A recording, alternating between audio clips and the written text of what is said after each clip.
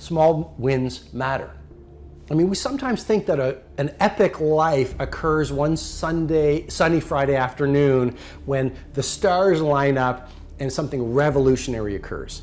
And what I'm suggesting to you with great love and great respect is a great life is built not by revolution. A great life is built by evolution.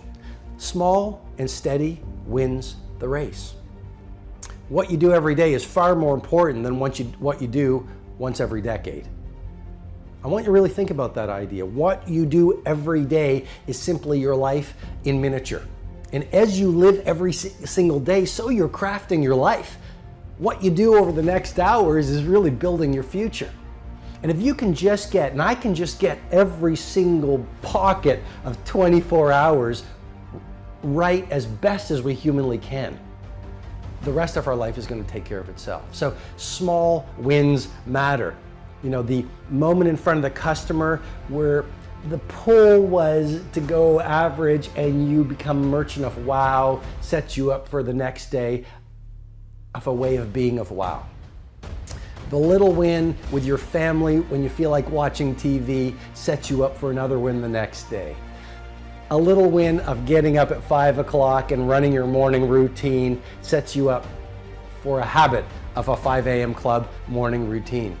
Small daily improvements over time will lead you to stunning results. Tiny wins are the way to greatness. And that's one of the things life has taught me. When you look at the great companies, whether it's an Amazon, whether it's some of the tech startups coming out right now, whether it's a Zappos, whether it's a FedEx, whether it's a Nike, whether it's a General Electric, whether it's some of the little shops in your neighborhood that we really admire because people still cook the food with love, or they serve the food with love, or people have an attention to detail. Great companies are built by those small, steady optimizations every single day. If you look at any great product, it wasn't just one day that built the great product. It was a culture and a mindset of daily innovation and optimization when done consistently over time, which led to world class. Even relationships. A great relationship, it's all about those small daily wins when done consistently leads to a lifetime of love. I was walking in the woods last week and there was an elderly couple walking in front of me, and they really stood out because they were moving fast, and they were also like they had these ski poles, and so this is the autumn in my hometown, and they were walking with these ski poles, and so I sort of joked as I walked by them because it's pretty much only the three of us in this deep forest, and I said, "You're missing the snow," and they sort of laughed, and we actually walked for about half an hour. And we started going pretty deep. And they said to me, we've been married 52 years. And I said, 52 years, what's your secret? And the woman says, well, I've had to put up with a lot, which made me laugh. And then it was all about the little, small, daily things they did to foster a lifetime of. Nothing fails like success.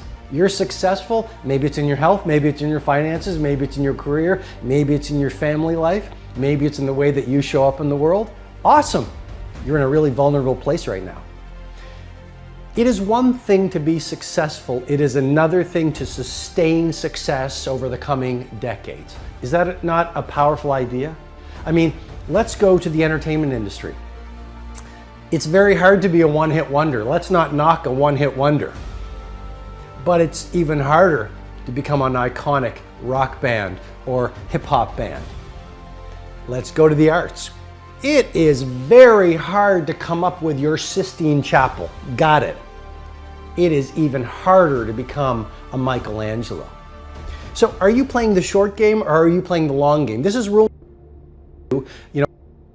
life has taught me. Play the long game. Aim for legendary.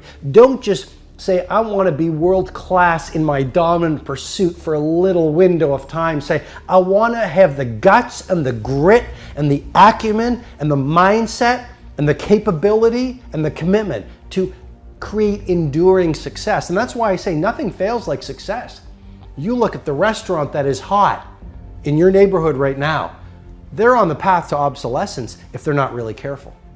Sure, they went from a little neighborhood shop that made beautiful pasta, that had great service, that had the owner on the floor, shaking your hand, getting to know your name. Then they got written up in the magazines, and then they got interviewed, and then word of mouth spread like wildfire. And what happened? They became arrogant.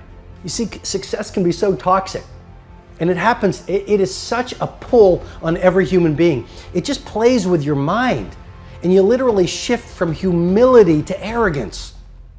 You shift from humility to arrogance. And once the arrogance sets in a mindset, it starts to populate every other person on the team, every other person in the culture, every other person in the community. And it is a very short fall from success to irrelevance.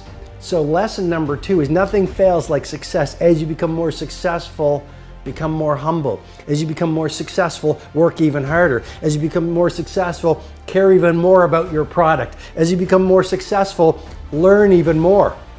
I invite you, when you are the titan of your industry, be sitting in the room with 18-year-olds beginning their game.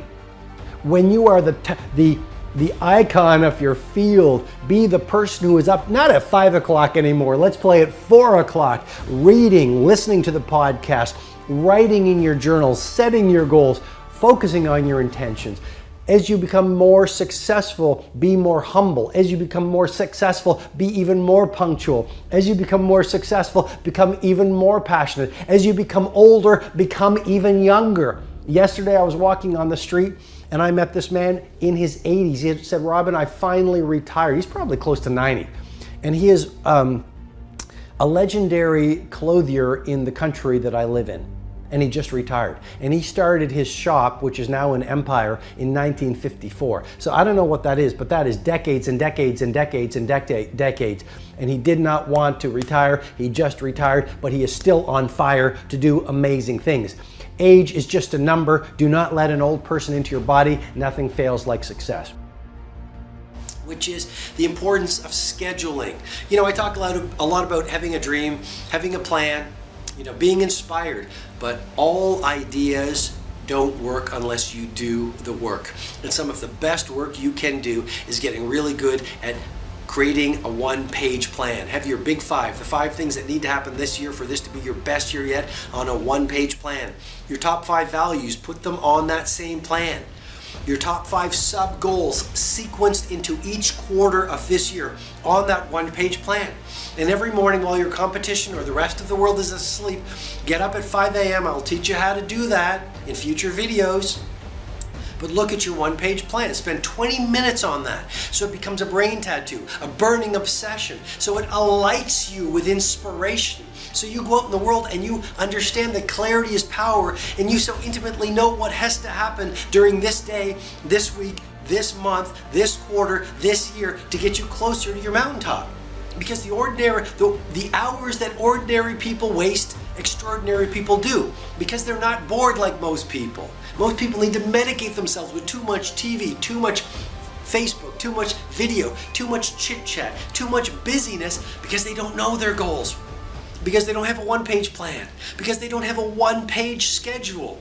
I mean, I've got my schedule for every 7 days. Almost everything I need to do goes on it. And you might say, Robin, well, that's a very rigid way to live. No, it's a very free way to live, because then I have the power to live life on my own terms. I feel inspired. I'm not wasting each day. I'm leveraging each day. And then the final idea is, please remember this.